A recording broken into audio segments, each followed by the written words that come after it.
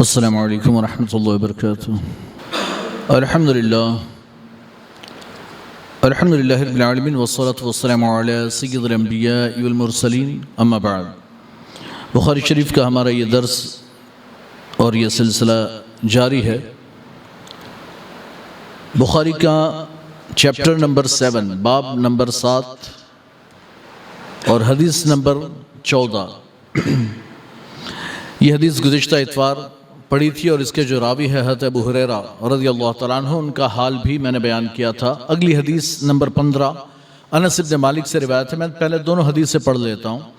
حدثنا ابو الیمان الحکم بن نافع قال اخبرنا شعیب قال حدثنا ابو الزناد عن الاعرج عن ابی ہریرہ رضی اللہ تعالیٰ عنہ ان رسول اللہ صلی اللہ علیہ وسلم قال فوالذی نفسی بیدہ لا يؤمن احدكم حتى اكون احب الیہ من ولدہ ووالدہ۔ دوسری حدیث حضرت انس بن مالک کی ہے۔ حدثنا یعقوب بن ابراہیم قال حدثنا ابن علیۃ عن عبد العزیز بن صہیب عن انس عن النبی صلی اللہ علیہ وسلم تحویلا، وحدثنا آدم بن ابی ایاس قال حدثنا شعبۃ عن قتادۃ عن انس قال قال النبی صلی اللہ علیہ وسلم لا یؤمن احدکم حتی اکون احب الیہ من والدہ وولدہ والناس اجمعین۔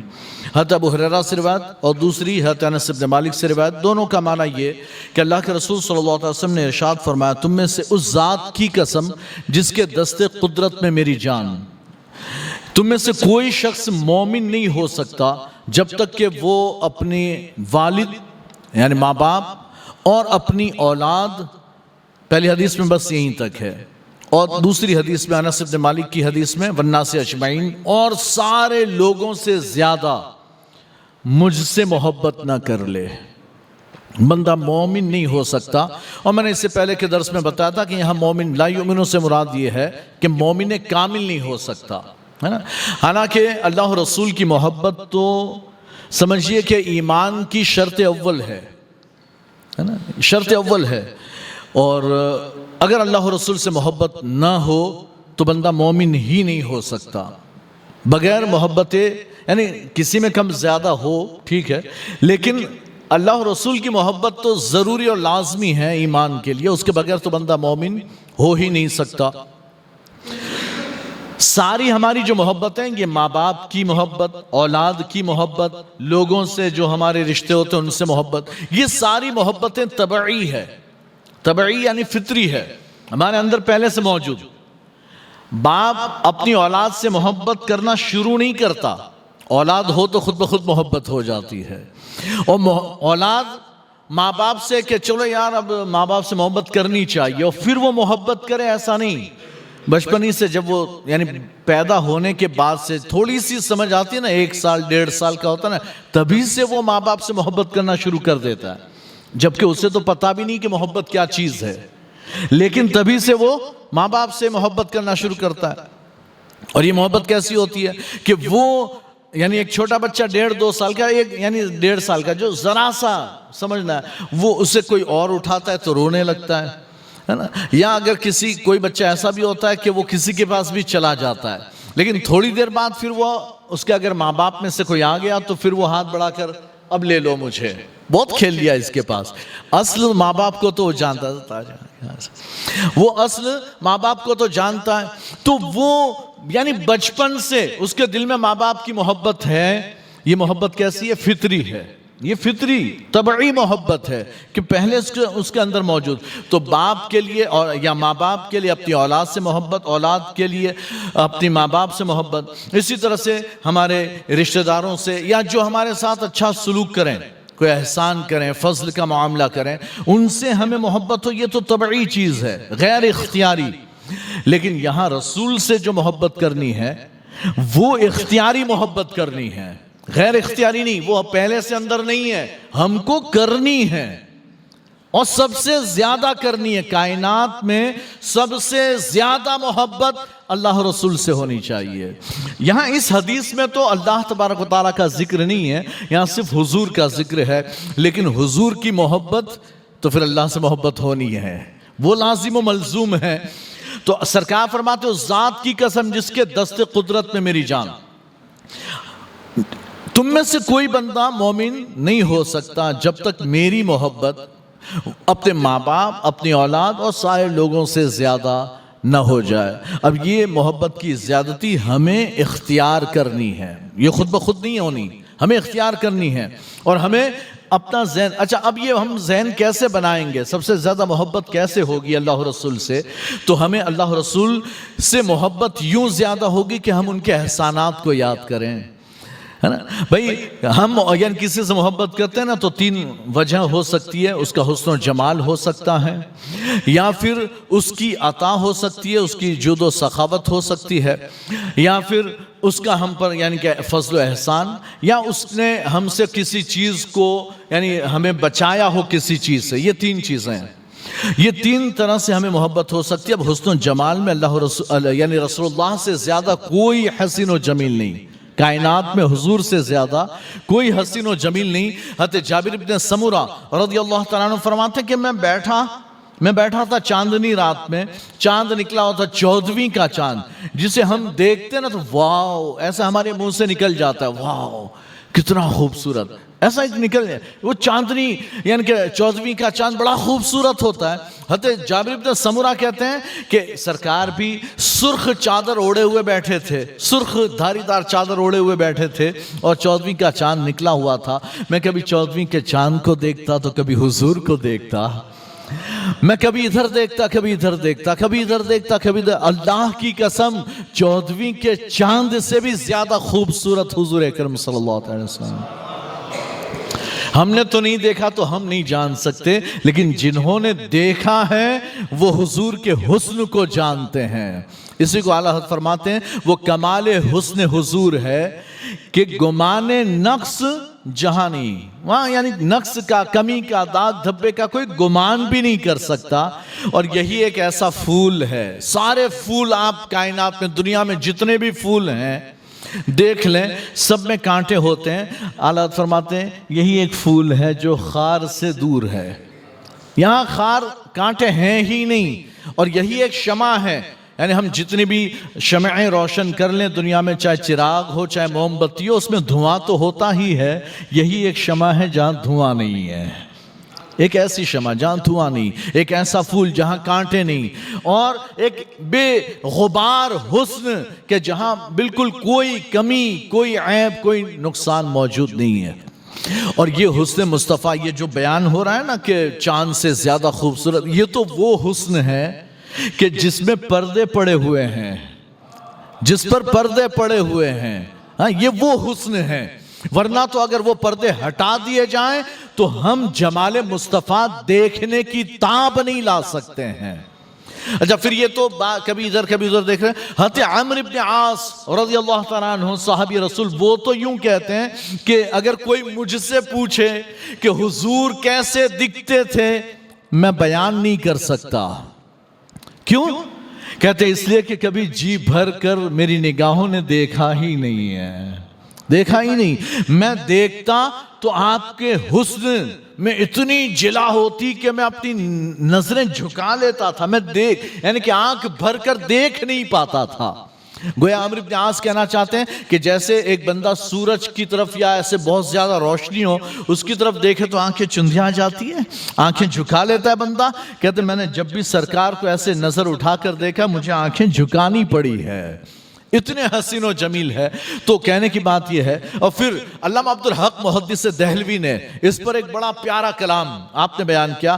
آپ عبدالحق محدث دہلوی فرماتے ہیں کہ اللہ کے رسول صلی اللہ علیہ وسلم اللہ کی ذات و صفات کا آئینہ ہے، اللہ کے حسن و کمال و جمال کا حضور آئینہ ہے۔ تو اب اللہ میں جو حسن و جمال اور جو کمال ہے وہ اس آئینے سے نظر آتا ہے۔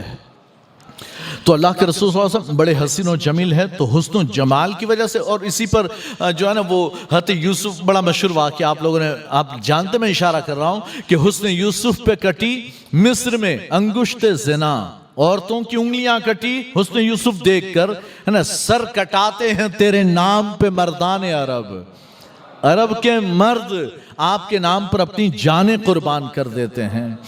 تو حضور کا حسن و جمال بے مثال ہے۔ تو اگر حسن و جمال کی وجہ سے محبت کی جائے تو حضور بے مثل و بے مثال ہیں، اور اگر فضل و کمال کی وجہ سے، عطا کی وجہ سے، اگر کوئی بندہ احسان کی وجہ سے اگر کوئی کسی سے محبت کرتا ہے تو اللہ کے رسول میں وہ چیز بھی اتم طریقے پر پائی جاتی ہے کہ اللہ تبارک و تعالیٰ نے سب سے عظیم نعمت ایمان عطا فرمایا ہے۔ اس سے بڑھ کر تو کوئی عطا اور کوئی جود و سخا ہو ہی نہیں سکتا کہ سرکار نے ہم سب کو ایمان عطا فرمایا، اللہ کی معرفت اور اللہ کی محبت عطا فرمائی ہے۔ اور اگر کسی سے کوئی تکلیف دور کی جائے تو بندہ اس سے محبت کرتا ہے کہ اس نے مجھے بچایا، اس نے میری جان بچائی، مجھے نقصان سے بچایا، اس لیے محبت کرتا ہے۔ تو کہتے ہیں اللہ کے رسول نے تو تمہیں جہنم سے بچایا ہے، تو پھر سب سے زیادہ محبت ہونی چاہیے۔ خود سرکار صلی اللہ علیہ وسلم ارشاد فرماتے ہیں کہ تمہاری اور میری مثال ایسے ہیں، تمہاری اور میری مثال ایسے ہیں کہ تم، یعنی ایک شمع جلی ہے، یعنی جہنم جلی ہوئی ہے، اور تم پروانہ وار اس کی طرف دوڑے جا رہے ہو۔ آپ دیکھیے گا یہ جو کیڑے ہیں نا، یعنی پروانے جو ہوتے ہیں کیڑے، تو وہ شمع کی طرف یعنی کہ آگ کی طرف کھینچے چلے جاتے ہیں اور پھر وہ مر جاتے ہیں، گرے پڑے ہوتے ہیں، ہے نا، مر جاتے ہیں، لیکن وہ اسی کی طرف بھاگتے ہیں۔ سرکار فرماتے ہیں کہ تم بھی جہنم کی طرف ایسے ہی بھاگ رہے ہو، اور تم چاہتے ہو کہ تم جہنم میں گر جاؤ، میں تمہیں کمر سے پکڑ کر کھینچ رہا ہوں تمہیں بچانے کے لیے کہ جہنم میں مت گرو، آؤ میرے ساتھ میں جنت میں لے چلوں۔ تو پھر ہمیں سب سے خطرناک چیز سے جو بچانے والے ہیں وہ بھی حضور اکرم صلی اللہ علیہ وسلم، تو سب سے زیادہ ہماری محبت حضور اکرم صلی اللہ علیہ وسلم سے ہونی چاہیے، اور یہ اختیاری ہونی چاہیے، اختیاری طور پر ہونی چاہیے۔ اگلی حدیث میں جو 3 چیزیں بیان کی ہے ایمان کی تکمیل کے لیے اور ایمان کی لذت اور حلاوت اور مٹھاس حاصل کرنے کے لیے جو ضروری ہے، اس میں سے ایک یہ بھی ہے حضور سے محبت کرنا۔ تو حضور کی محبت سب سے زیادہ۔ اچھا، اس میں حدیث کے الفاظ میں آپ دیکھیں سرکار نے حدیث کی ابتدا قسم سے فرمائی، فوالذی نفسی بیدہ، اس ذات کی قسم جس کے دست میں، جس کے ہاتھ میں میری جان ہے نا۔ تو کبھی کبھی کسی معاملے کی اہمیت بتانے کے لیے اس کے شروع میں قسم لائی جاتی ہے، حالانکہ آپ فصاحت بلاغت ایک فن ہے، اس میں پڑھیں گے تو جب تک سامنے والا انکار نہ کرتا ہو قسم کی ضرورت نہیں پیش آتی ہے۔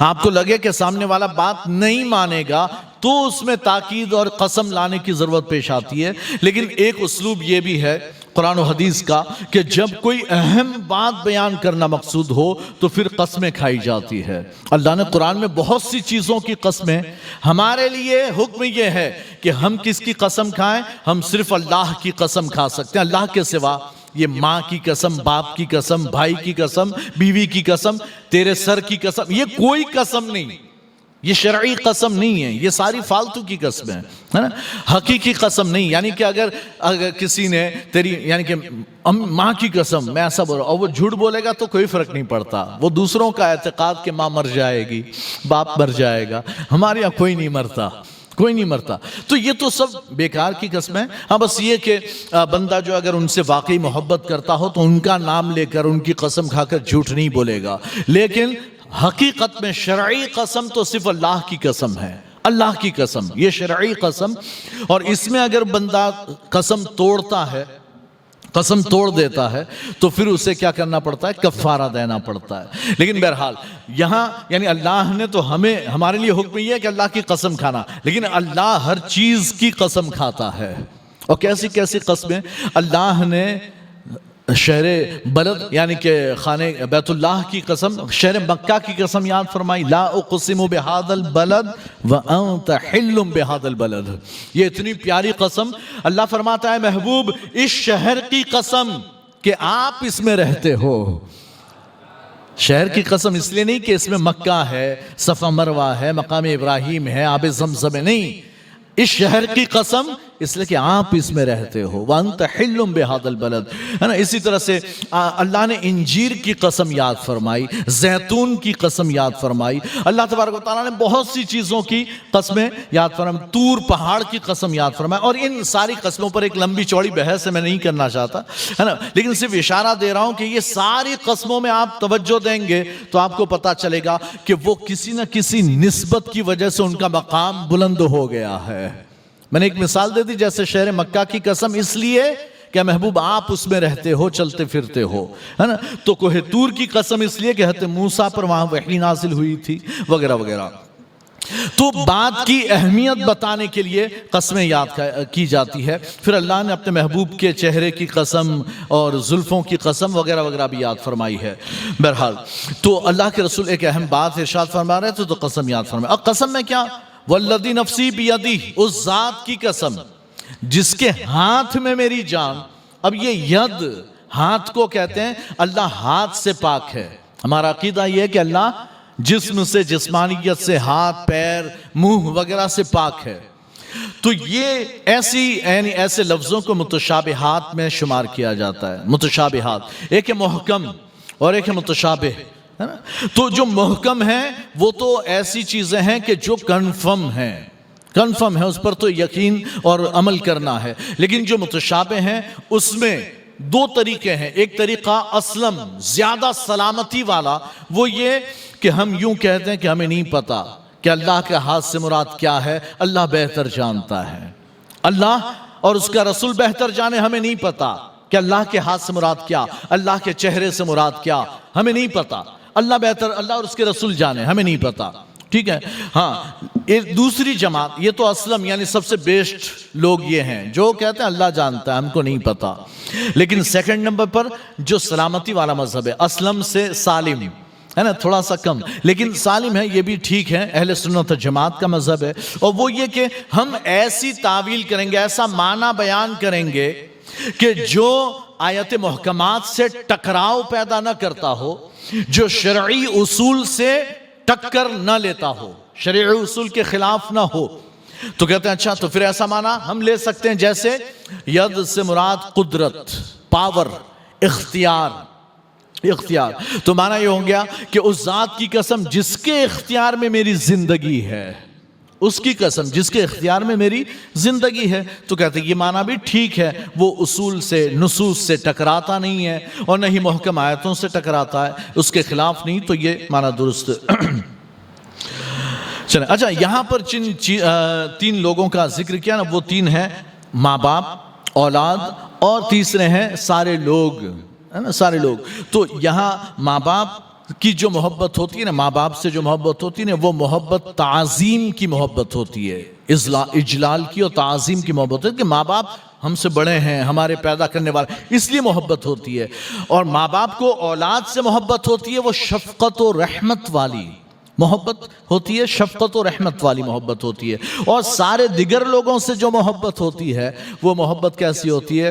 ہاں، کوئی نہ کوئی رشتہ، فضل و احسان والی، فضل و احسان والی، کچھ دینے والی یا کچھ رکاوٹوں کو دور کرنے والی، ہے نا، تکلیفوں کو دور کرنے والی، اس طرح کی محبت ہوتی ہے. اور یہ ساری محبتیں کہتے ہیں اللہ رسول صلی اللہ علیہ وسلم میں، یعنی حضور میں محبت یہ موجود، یعنی یہ سارے اوصاف موجود، تو سب سے زیادہ محبت حضور سے ہونی چاہیے. آگے جو اگلا باب ہے وہ ہے 8واں باب، ہے نا.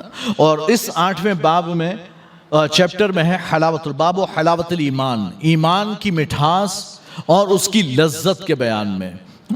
اور حدیث نمبر 16، حدثنا محمد بن المثنى قال حدثنا عبد الوهاب الثقفي قال حدثنا ایوب عن ابي قلابة عن انس بن مالك رضي الله تعالى عنه عن النبي صلى الله عليه وسلم قال ثلاث من كن فيه وجد حلاوة الإيمان ان يكون الله ورسوله احب اليه مما سواهما وان يحب المرء لا يحبه الا لله وان يكره ان يعود في الكفر كما يكره ان يقذف في النار. یہ حدیث حضرت انس بن مالک سے روایت ہے، وہ اللہ کے رسول سے روایت کرتے ہیں. اللہ کے رسول نے ارشاد فرمایا، میں ترجمہ پہلے کر رہا ہوں پھر ہم اس پر کچھ کلام کرتے ہیں. سرکار نے ارشاد فرمایا، ثلاث من کن فیہ، تین چیزیں ایسی کہ جس میں یہ پائی جائیں، یہ تین چیزیں جس میں پائی جائے اس نے ایمان کی مٹھاس، حلاوت، لذت پالی، اس نے ایمان کی لذت پالی.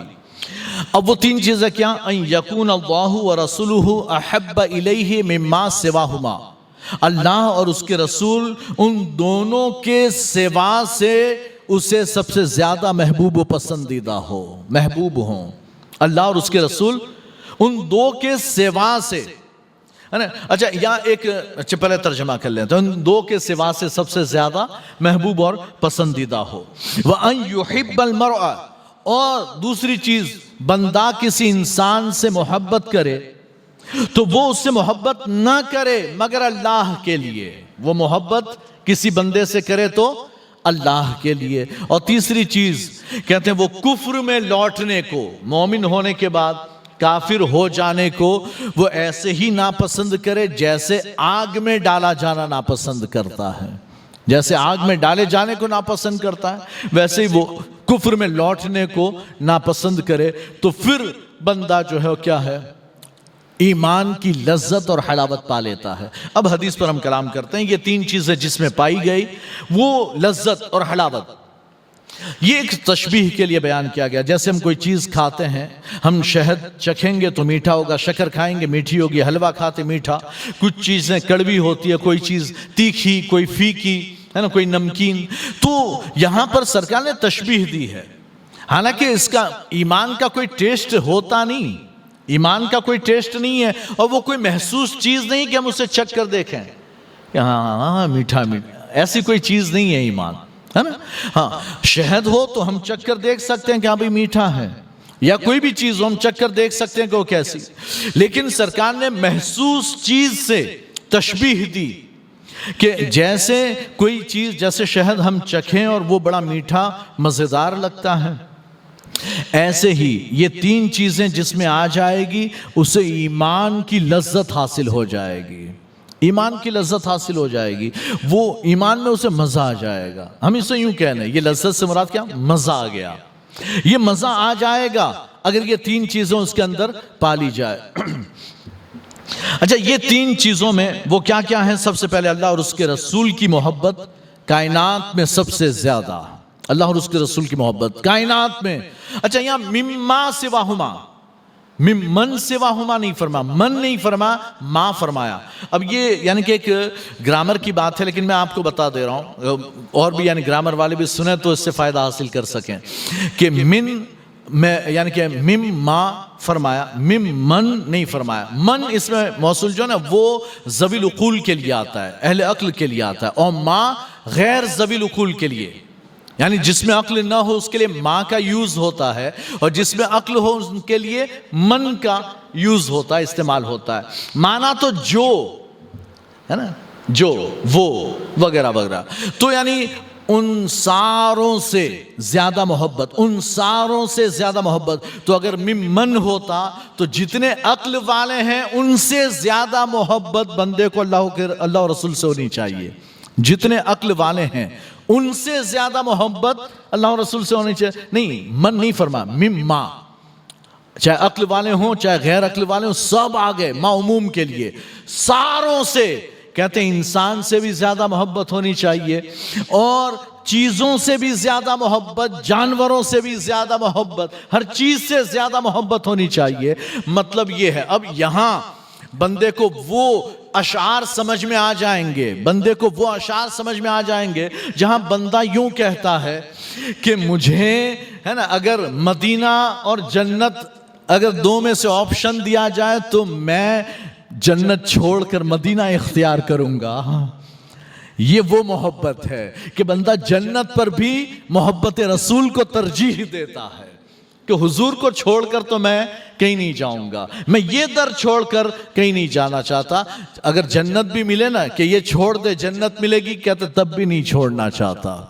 یہ محبت۔ اب اگر چیزوں سے، روپیہ پیسہ یعنی صرف ممن کہا ہوتا نا تو لوگوں سے، ہاں بھائی میں اپنی اولاد سے، اپنے ماں باپ سے، اپنے رشتہ داروں سے، سارے لوگوں سے زیادہ اللہ اور رسول سے محبت کرتا ہوں، لیکن نوٹ پانی، ہاں یہ میرے لیے زیادہ اہم ہے کہ اس کے لیے میں نماز چھوڑ دیتا ہوں، اس کے لیے میں نماز چھوڑ سکتا ہوں، میں یعنی کہ نوٹ کے لیے، دولت کے لیے میں جو ہے وہ یعنی کچھ بھی کر سکتا ہوں، حرام کام بھی کر سکتا ہوں، میں اللہ اور رسول کی نافرمانی بھی کر سکتا ہوں۔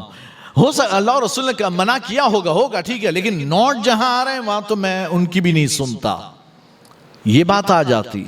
تو وہ بات اللہ کے رسول نے فرمایا مما سوا ہما، اللہ اور رسول کے سوا جو کچھ چاہے مال و دولت ہو، اولاد ہو، ماں باپ ہو، رشتہ دار ہو، ہے نا، اور ظاہری دنیا کی محبت، میاں بیوی کی محبت ہو، یا مال و دولت کی محبت ہو، مکان کی محبت ہو، زمین کی، باغ کی، ہے نا، جنت، جو بھی ہو، کہتے ہیں سب سے زیادہ اللہ و رسول سے محبت ہو، سب سے زیادہ محبت اللہ و رسول کی ہونی چاہیے۔ اس پر وہ جو میں ایک بات بتانا بھول گیا کہ حضرت عمر بن خطاب رضی اللہ تعالیٰ عنہ، ہے نا، ان سے سرکار جب یہ حدیث انہوں نے سنی نا کہ سب سے زیادہ مجھ سے محبت ہونی چاہیے، سرکار نے فرمایا، تو حضرت عمر عرض کرتے یا رسول اللہ، سرکار نے فرمایا عمر تو مجھ سے محبت کرتا ہے سب سے زیادہ؟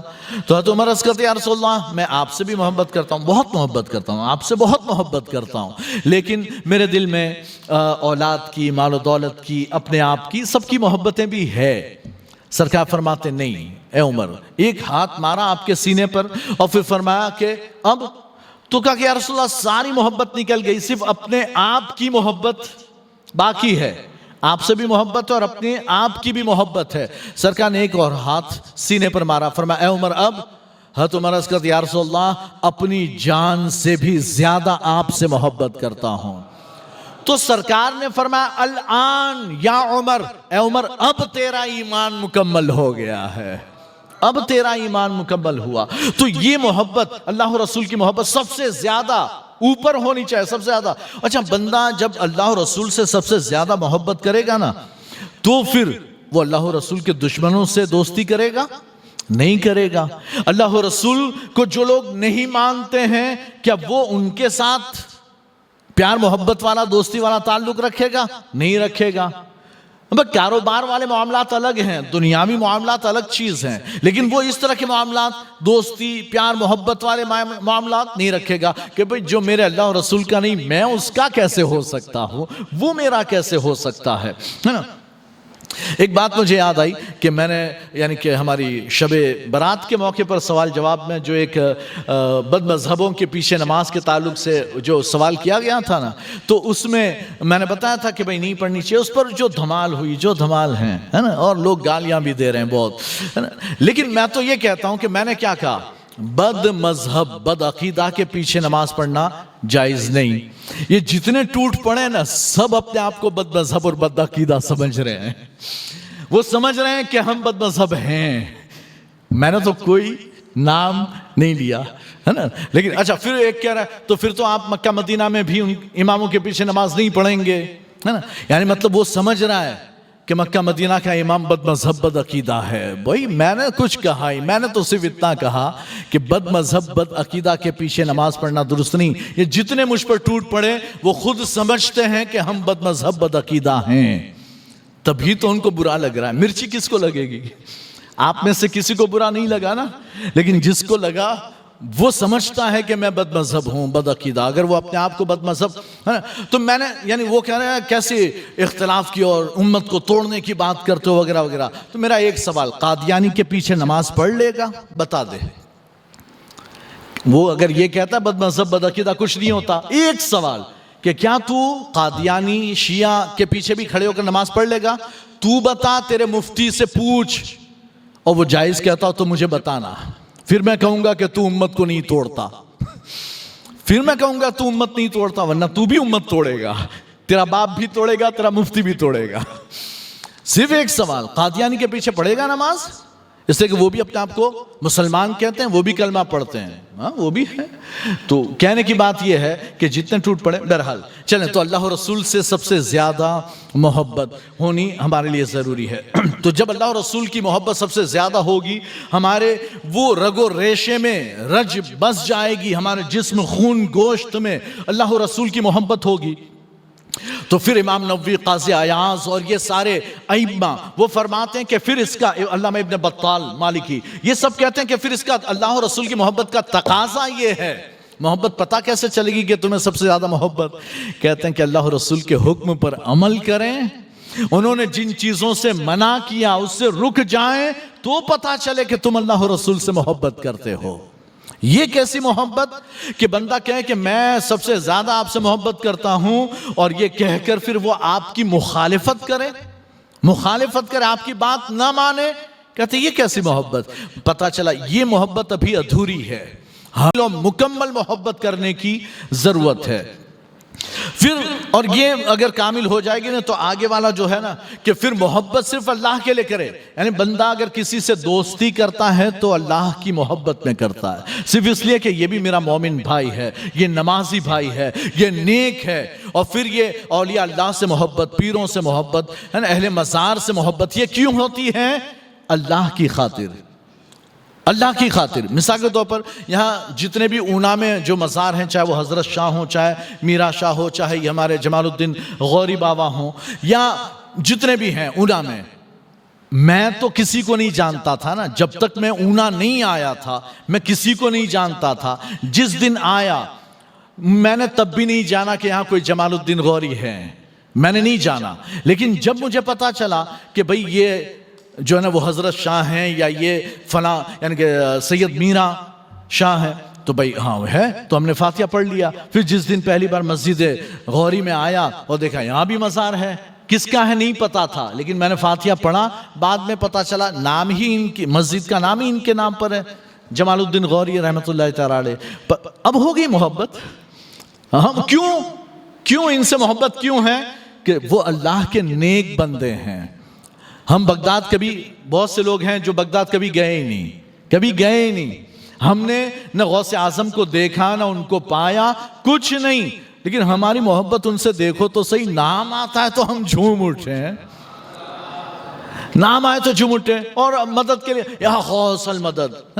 او بھائی تو نے دیکھا نہیں، پہچانا نہیں، تو جانتا نہیں، تو بغداد مزار پر کبھی گیا نہیں، وہ تیرے سامنے کبھی آئے، محبت کیوں کرتا ہے ان سے؟ اللہ کے لیے محبت ہے، صرف اس لیے محبت ہے کہ وہ اللہ کے ولی ہیں، صرف اس لیے محبت ہے کہ وہ اللہ کے ولی ہیں، بس بات کر۔ تو یہ محبت صرف اللہ کے لیے ہوتی ہے۔ اب ہم آپس میں بھی اللہ اور رسول کے لیے محبت کرنے لگ جائیں تو پھر ہمارے معاشرے میں اصلاح ہوگی۔ ہر کوئی چاہے گا کہ ہم محبت، یعنی اگر کوئی کسی سے دشمنی ہے تو صرف اس لیے کہ بھئی یہ بندہ نماز نہیں پڑھتا تو بھئی بات ہی تو مت کر، نماز نہیں پڑھتا بات مت کر مجھ سے، آپ نے ہٹا دیا۔ تو اب کیا ہوگا کہ اس کو ایک شرم آئے گی نا کہ بندے مجھ سے بات اس لیے نہیں کرتے ہیں کہ ہم نماز نہیں پڑھتے، چلو پڑھیں۔ تو پھر بات، جب نماز پڑھنا شروع کیا ہم نے بات کرنا شروع کر دیا، پہلے تو نہیں کرتے تھے، اب تو اللہ کا ہو گیا میں تیرا ہو گیا، یہ بات ہے۔ اور تیسری چیز پھر اسلام سے، ایمان سے کفر کی طرف لوٹنے کو، اور ظاہر سی بات ہے بھائی بندہ اللہ سے سب سے زیادہ محبت کرتا ہے تو وہ کفر کی طرف جا کیسے سکتا ہے؟ جا ہی نہیں سکتا۔ یہ جتنے جاتے ہیں ہے نا، تو وہ انہوں نے اسلام اور ایمان کو جانا نہیں، ان کے دل میں اللہ اور رسول کی محبت تھی نہیں۔ اور اس پر ایک شخص کی بات مجھے بڑی پسند آئی، ایک کوئی عالم صاحب تھے یا کوئی تھے، وہ کہہ رہے تھے کہ یار یہ گئے نا، جتنی چلی گئی یہ اچھا ہوا گئی، یہ گئی وہ بہت، یعنی کہتے ہیں اس میں نہ ان کا کوئی کمال نہ کوئی نقصان، ہمارا کوئی نقصان۔ کیوں؟ کہتے ہیں اللہ نے قرآن میں فرمایا تھا کہ پاکیزہ مرد پاکیزہ عورتوں کے لیے، پاکیزہ عورتیں پاکیزہ مردوں کے لیے، اور خبیثہ عورتیں خبیثوں کے لیے، خبیث مرد خبیثہ عورتوں کے لیے۔ یہ تھی خبیثہ اس لیے گئی ہے، یہ تھی خبیثہ اس لیے چلی گئی، اگر وہ مومنہ ہوتی تو کبھی نہ جاتی۔ مومنہ پاکیزہ، یعنی گناہ تو بندہ یعنی گناہ کرتا ہے، گنہگار ہو سکتا ہے، فاسق و فاجر ہو سکتا ہے، لیکن یہاں خبیث سے مراد کیا ہے؟ اعتقاد کے اعتبار سے خبیث، تو پھر وہ چلی گئی۔ یا کوئی بندہ بھی اگر ہے نا بھئی میں نے اب وہ چھوڑ کے میں یہ فلاں اس میں آ گیا ہوں، میں نے فلاں دھرم اختیار کر لیا، تو وہ خبیث تھا جو خبیثوں میں چلا گیا، ہے نا۔ بہرحال تو جہاں یعنی کہ آگ میں ڈالے جانے کو وہ ایسے یعنی کفر میں جانے کو ایسے ناپسند کرے جیسے کہ آگ میں ڈالا جانا ناپسند کرتا ہے، تو اپنی جان دے لیکن اسلام سے نہ پھرے۔ اس کی ایک مثال حضرت سمیہ اور حضرت یاسر جو اسلام کے پہلے شہید ہیں، حضرت سمیہ اور یاسر جو عمار کے والدین ہیں، یہ اسلام لا چکے تھے، اسلام رگ رگ میں بس چکا تھا، تو جب انہیں باندھ دیا گیا اور کہا گیا کہ اللہ اور رسول کی شان میں گستاخی کرو، کہو اللہ موجود نہیں، یا اللہ ایک نہیں، ہمارے بتوں کو بھی مانو، ماننا اللہ کو بھی مانو اور ساتھ میں ہمارے بتوں کو بھی مانو، تو حضرت سمیہ انہیں دونوں ہاتھ پیر ان کے دو اونٹوں کے ساتھ ایسے باندھ دیے گئے اور ایک اونٹ ادھر بھگا دیا گیا، ایک اونٹ ادھر بھگایا گیا، اور اتنی تیز رفتاری سے کہ ان کو دو ٹکڑوں میں بانٹ دیا گیا، وہ چیر دیے گئے دو ٹکڑوں میں، لیکن وہ پلٹے نہیں، کلمہ کفر انہوں نے نہیں کہا، ہے نا۔ اور بیوی کے بعد یاسر کی باری، دیکھا تمہاری بیوی کا حال، یہی حال تمہارا بھی ہوگا، لیکن پھر بھی وہ ڈٹے رہے، جمے رہے، استقامت کے ساتھ ایمان پر جم گئے۔ کچھ بھی کر لے ہو نہیں سکتا، ایمان سے میں پھر نہیں سکتا۔ تو یہ انہوں نے شہادت، اسلام میں پہلے شہید ہیں یہ دونوں، یاسر اور سمیہ، تو شہادت دے دی لیکن ایمان سے نہیں پلٹے۔ ان کے بیٹے عمار، ان کا حال یہ تھا کہ وہ دونوں ماں باپ کا حال دیکھ کر تھوڑا سا جھجکے، انہوں نے کہا کہ چلو ٹھیک ہے، جو بلواتے بول لیتا ہوں، دل تو مطمئن ہے ایمان پر، بولتے ہیں تو بول لیتا ہوں، بول دیا۔ اور جب بول دیا، کسی نے دور سے کھڑے کھڑے سن لیا کہ عمار کو بلوایا، بول دیا، وہ دوڑتے پہنچے حضور کی بارگاہ میں، یا رسول اللہ عمار کافر ہو گیا، عمار تو کافر ہو گیا۔ سرکار فرماتے ہرگز نہیں، وہ سر سے پیر تک ایمان سے بھرا ہوا ہے، سر سے پیر تک ایمان سے بھرا ہوا، وہ نہیں پلٹ سکتا۔ عمار آئے سرکار کی بارگاہ میں، سارا ماجرا عرض کیا، اور سرکار نے فرمایا دل کی حالت کیا تھی؟ کہ ایمان پر مطمئن تھا۔ سرکار فرماتے دوبارہ کہلوائیں تو دوبارہ کہہ دینا، کوئی فرق نہیں پڑتا ہے، یہ ایمان ہے۔ ٹھیک ہے، اجازت بھی ہے، لیکن اگر کوئی اس اجازت کو استعمال نہ کر کے شہید ہو جائے تو اللہ شہادت کا اعلیٰ مقام عطا فرمائے گا۔ وآخر دعوانا الحمدللہ رب العالمین، السلام علیکم۔